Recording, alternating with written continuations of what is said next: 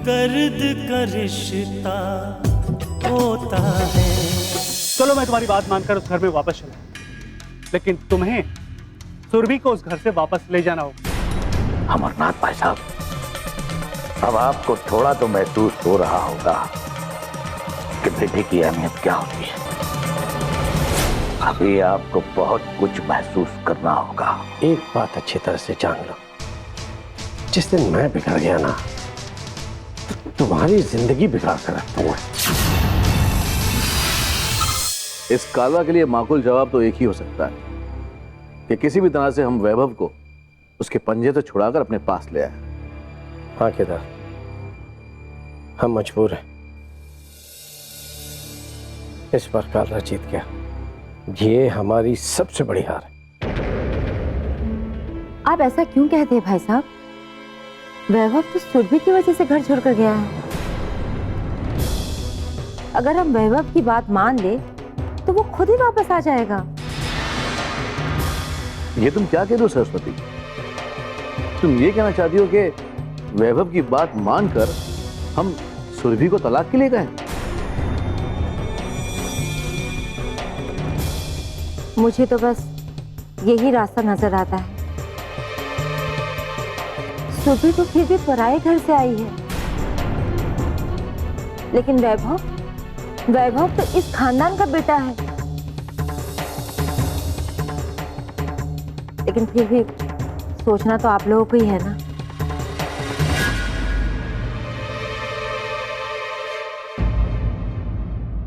मुझे सुरभि ने सारी बात बताई अंकल।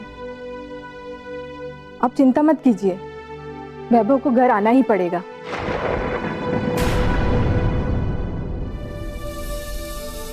मैं एक एनजीओ से जुड़ी हुई हूँ। हम एनजीओ के जरिए वैभव और शिखा पर दबाव डाल सकते हैं कि वैभव घर वापस आ जाए।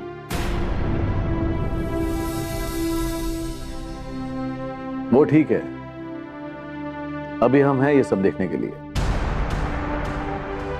और इसे कैसे सुलझाना है हम देख लेंगे। ठीक है? ठीक है अंकल, मेरी कभी जरूरत हो तो बताइएगा। मैं निकलती हूँ। नमस्ते।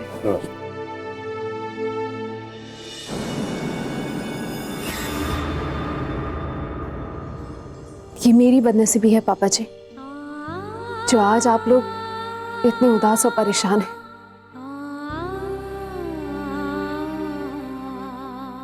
पर मुझे पूरा विश्वास है कि वैभव घर वापस लौटकर जरूर आएंगे।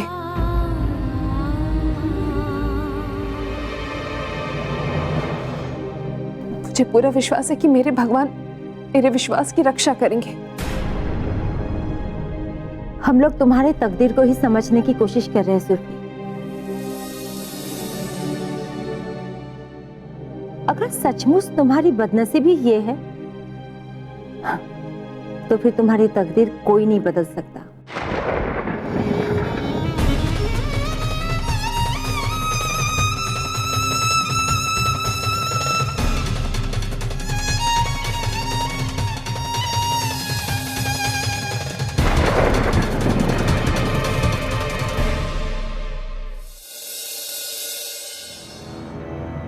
वैभव, एक दो दिन दफ्तर नहीं जाओगे तो कुछ नहीं बिगड़ेगा।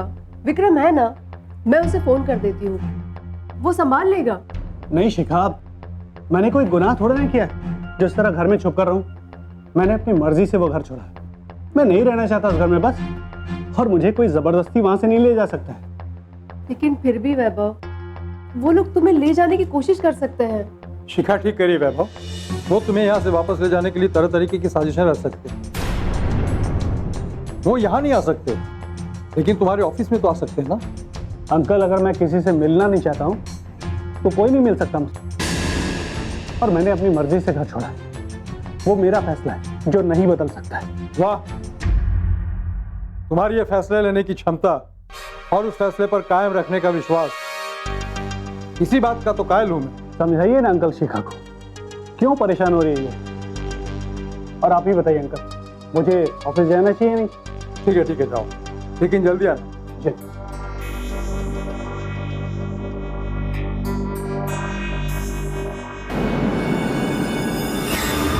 शिखा, एक बात का ख्याल रखो कि वैभव को इस बात का एहसास नहीं होना चाहिए कि उसके चले जाने के लिए हम लोग परेशान होंगे। मेरी बात समझ रहे हो ना मैं क्या कह रहा हूँ? जी पापा। मैं तुम्हारे दिल की हालत समझ रहा हूँ शिखा, लेकिन प्यार अगर मजबूरी बन जाए तो लोग उसकी मजबूरी का फायदा उठाने लगते हैं। खुद को इस हालत में मत दिखाओ कि वैभव तुम्हारी मजबूरी का फायदा उठाए,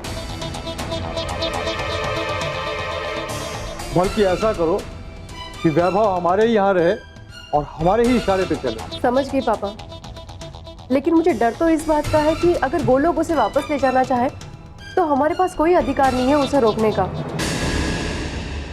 और मैं ये नहीं चाहती कि वैभव समझे कि हम उसे कर्ज के दम पर झुकाना चाहते हैं। इसका एक ही उपाय है बेटा, मैंने सोच लिया है कि तुम दोनों की शादी जल्द से जल्द हो जाए।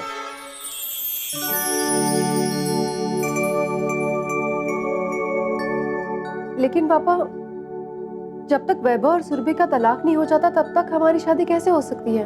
अगर तलाक की राह देखती रहोगी तो वैभव से तुम्हारी शादी कभी नहीं हो सकती, क्योंकि शादी एक सामाजिक बंधन है और तुम्हारी शादी अगर वैभव के साथ हो गई तो तुम वैभव के ऊपर अपना अधिकार जता पाओगे।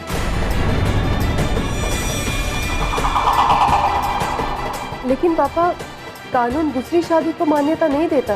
अरे पहली शादी साबित होगी तब ना। जहां तक मुझे पता है कि सुरभि की शादी घर के अंदर हुई थी, जो सिर्फ एक नाटक,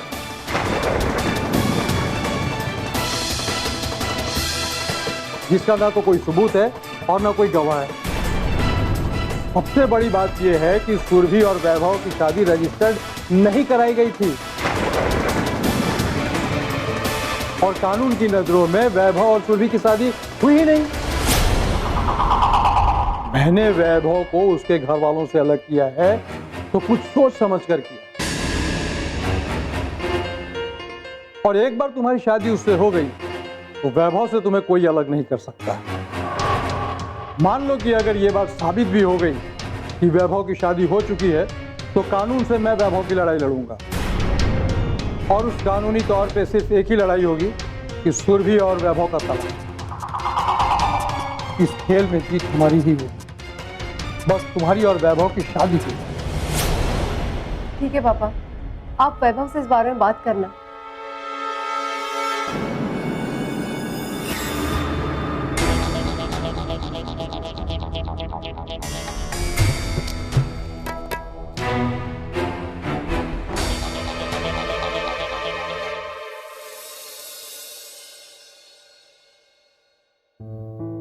भावना, भावना। जी आई। हाँ लीजिए।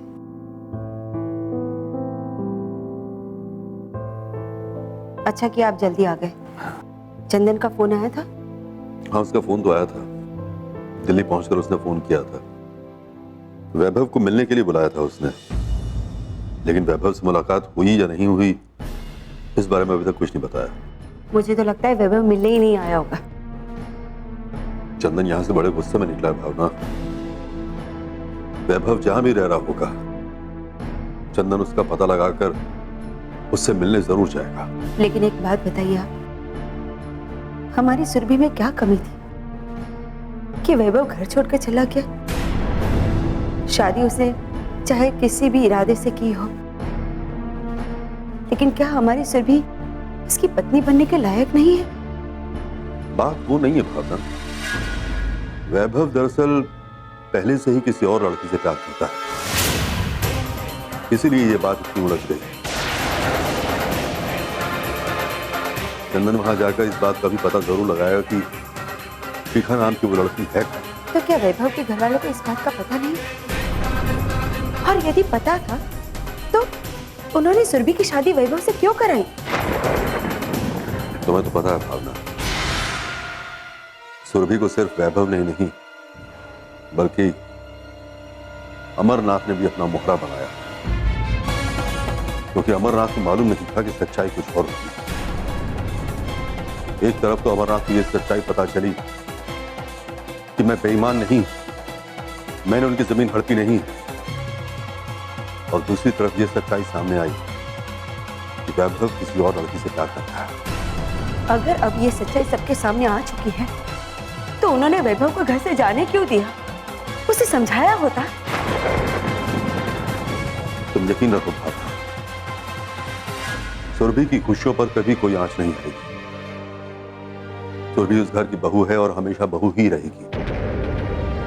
अभी तो मैंने चंदन को झुककर रिश्तों को संभालने की हिदायत दी, क्योंकि मैं नहीं चाहता कि कोई भी रिश्ता बिगड़े।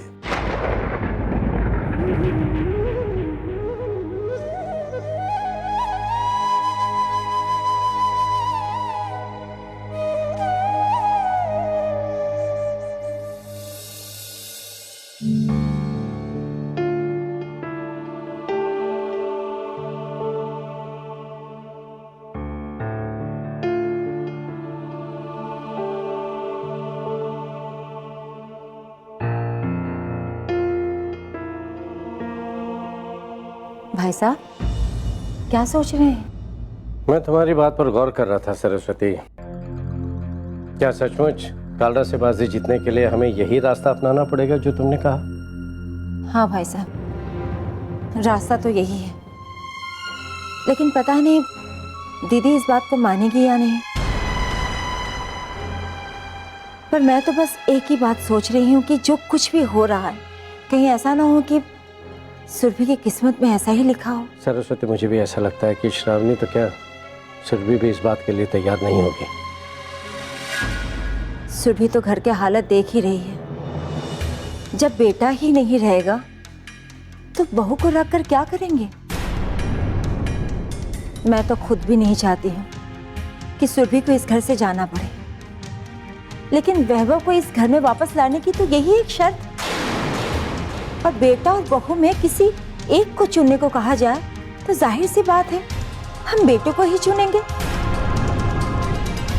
बेटे से तो खानदान चलता है, बेटे से घर रोशन होता है। सुरभि के बारे में बात करने के लिए आप मुकुंद प्रसाद से भी बात कर सकते हैं। नमस्ते अंकल। नमस्ते। नमस्ते आंटी। नमस्ते। अरे जीत रहो। बस बस, तुम यहाँ अचानक? जी अंकल, यहाँ के बारे में सुना तो खुद को रोक नहीं सका।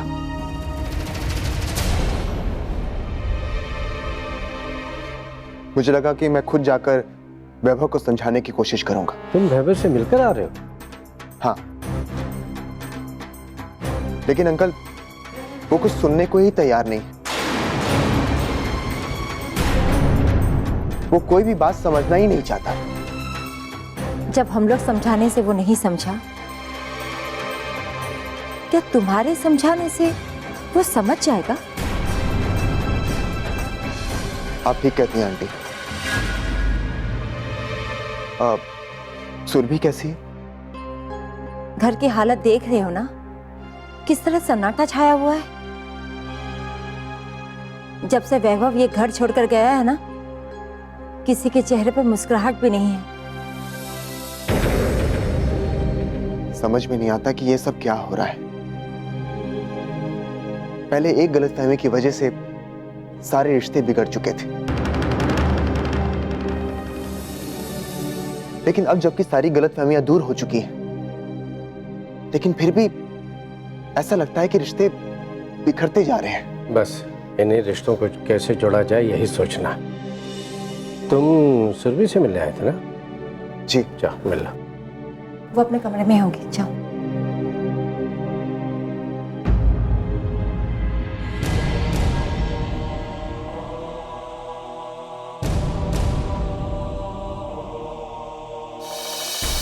जब ये सोचती हूँ कि आज मेरी वजह से वैभव एक घर छोड़कर गए तो दिल में एक कसक सी उठती है।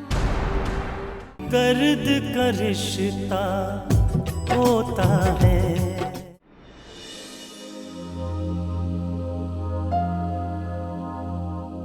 प्रिया,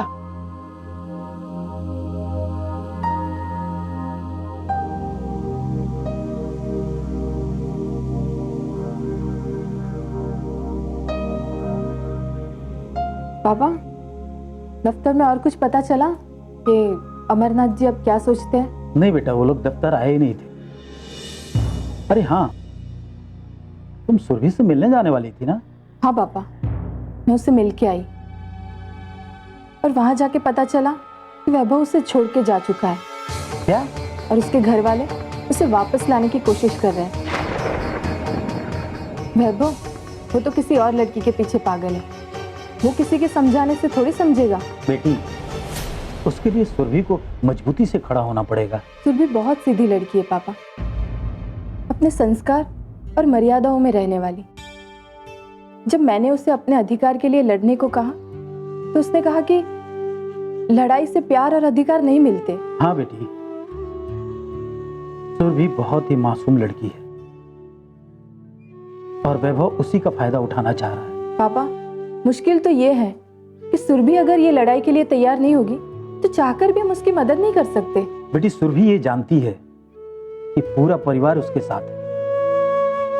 पूरा परिवार वैभव को वापस लाने में लगा हुआ है, शायद इसीलिए वो खामोश है। बात बढ़ाना तो हम भी नहीं चाहते। अगर वैभव को मैं समझा सकती तो जरूर समझाती कि वो ऐसा ना करे।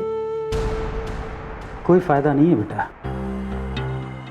जब उसके घर वाले उसे नहीं समझा सके तो तुम्हारे और मेरे समझाने से क्या हो। अब तो केवल दो ही रास्ते हैं, या तो उसके घर वाले उसे वापस आने पे मजबूर करें या फिर हम कानून के सहारे सुरभि को उसका हक दें। देखते हैं क्या होता है।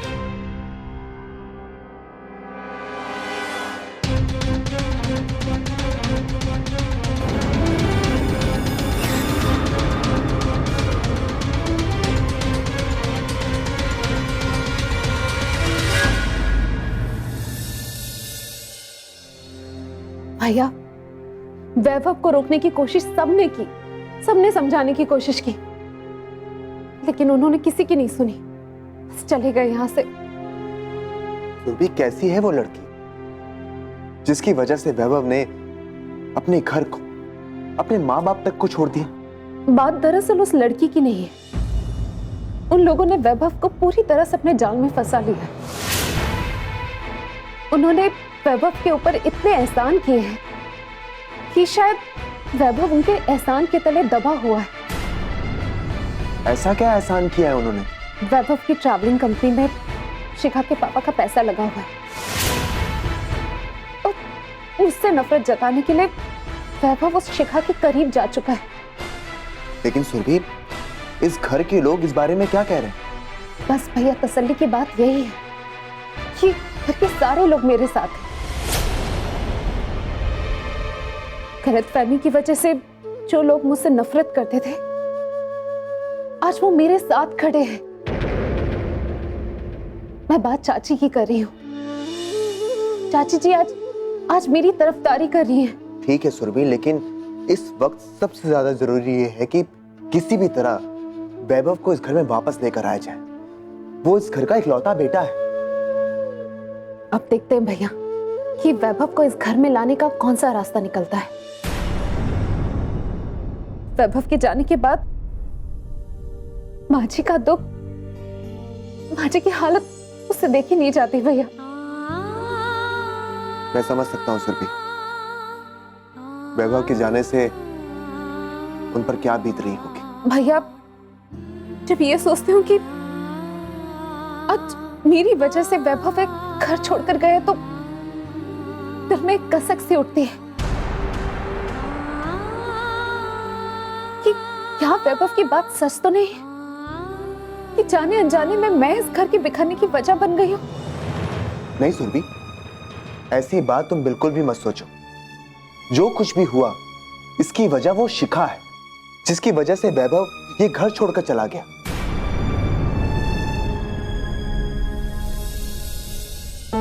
आप बैठिए भैया, मैं माँ जी को आपके बारे में बता कर आती हूँ।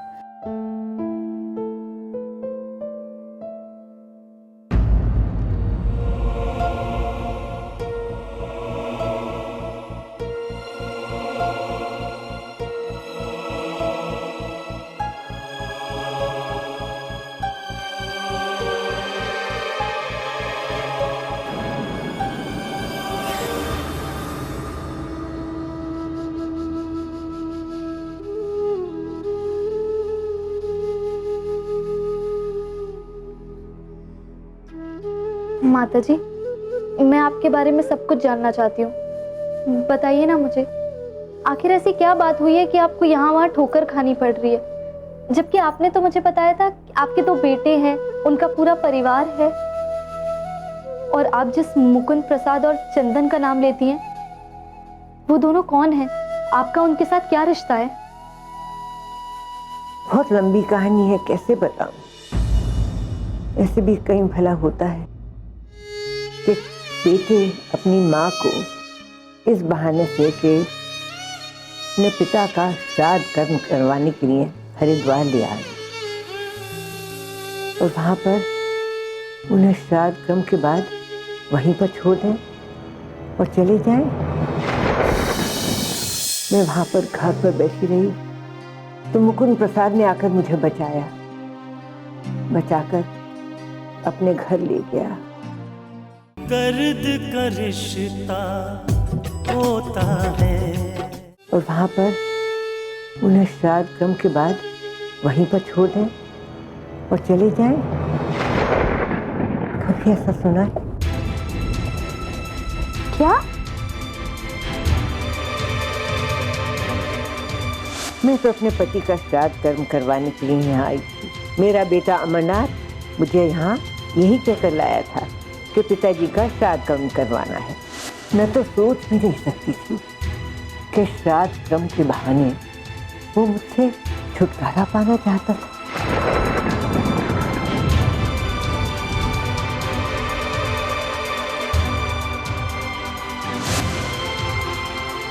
अमरनाथ वहां से चला गया। मैं घाट पर बैठी रही, उसका इंतजार करती रही।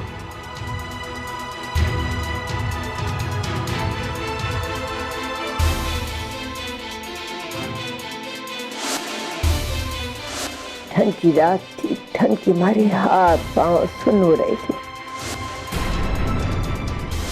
लेकिन मैं क्या करती। एक माँ का विश्वास इतनी जल्दी अपने बेटे पर कमजोर तो नहीं होता ना।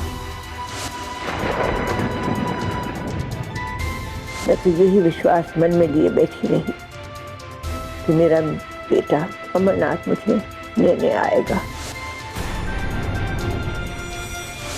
रात गुजरती गई, ठंड बढ़ती गई और मैं कब बेहोश हो गई मुझे मालूम ही नहीं। फिर क्या हुआ माताजी? शायद ये सारी परिस्थितियां देखना भी मेरे नसीब में था। मैं वहां पर घाट पर बैठी रही तो मुकुंद प्रसाद ने आकर मुझे बचाया, बचाकर अपने घर ले गया। माँ की तरह मेरी सेवा करी और फिर मुझे तो अपने घर का पता भी नहीं मालूम था। मुझे पता लगाया और दिल्ली तक मुझे लेकर गया। मजा आ जाता नैना अगर इस बात का पता चल जाता कि ये मुकुंद प्रसाद का बेटा किस मकसद से यहाँ आया है। ये अपनी बहन के दुख दर्द देखने आया है या मेरे मंसूबों की नींव हिलाने आया है। चंदन बेटा, मुझे तो ऐसा लगता है कि बात को आगे बढ़ाने से बेहतर ये है कि हमें सुरभि और वैभव के बीच तलाक करवा दिया जाए।